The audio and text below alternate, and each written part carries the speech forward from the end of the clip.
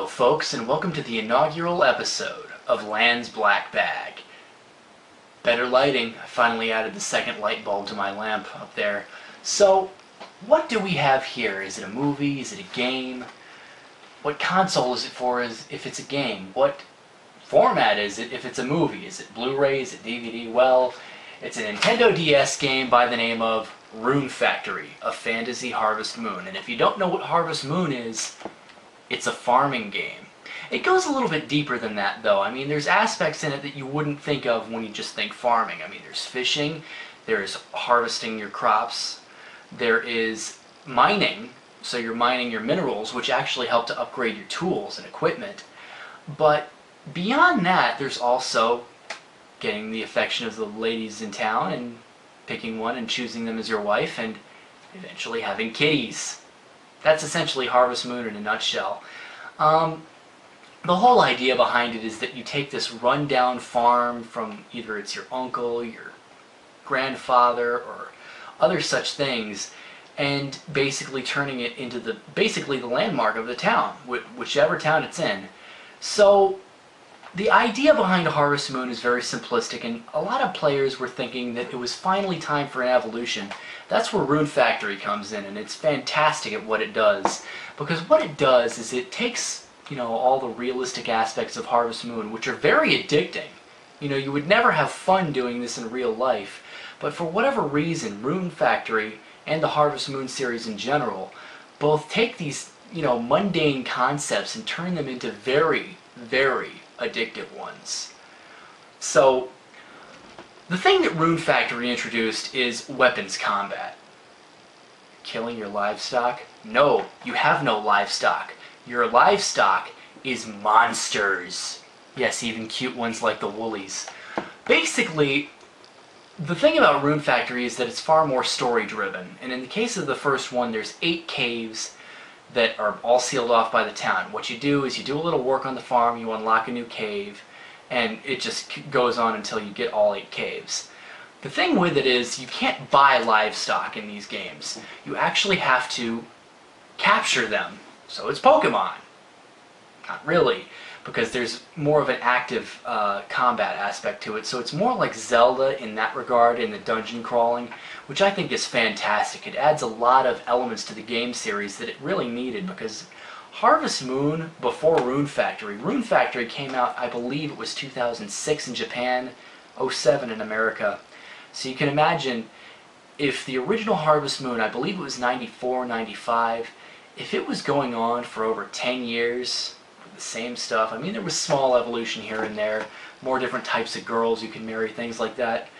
It was a dated concept, still an addictive one, mind you, but still very dated, and it was definitely in due of some kind of an update.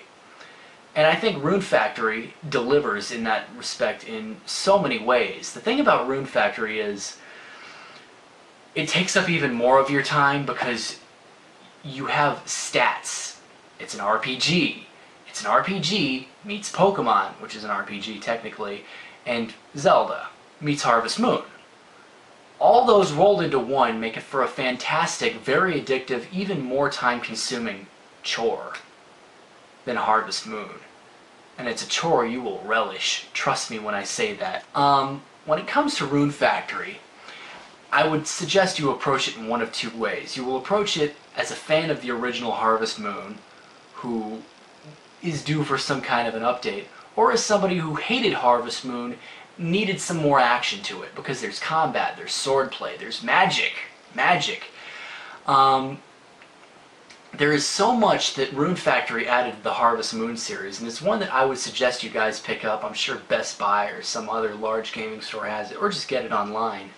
If you have a DS and you don't own it, and you were at all interested in, the golden age of Harvest Moon, I'm talking, the original Harvest Moon 64, Harvest Moon Back to Nature, which I still think is the finest Harvest Moon game ever made, or even Friends of Mineral Town, which was the Game Boy Advance port.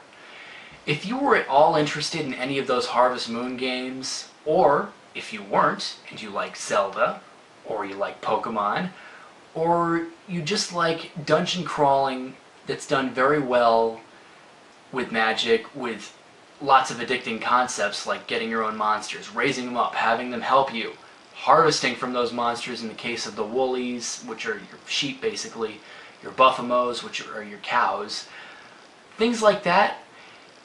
If you're in need of something to kill your excess time, Rune Factory, A Fantasy Harvest Moon, is definitely not a bad choice.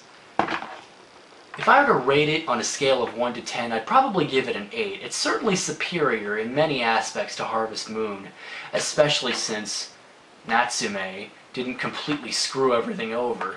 Because I think the one problem that Harvest Moon has had for a long time is its insane susceptibility to glitches. I never thought I'd go back to Harvest Moon after 2006 when my Harvest Moon DS that I spent, I don't remember what it was like over 100 hours of gameplay.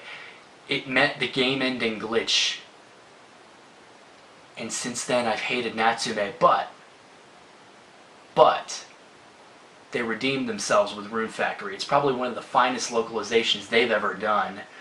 So if you're looking for something with more story than your traditional Harvest Moon, there is an ending to it, but at the same time the action continues. It's basically the same thing as what Harvest Moon did. You know, in Harvest Moon it was, you have 2 or 3 years to rebuild the farm, and if not, then the game's over. But if you do succeed, then you have basically a sandbox mode for however long you want to invest in the game.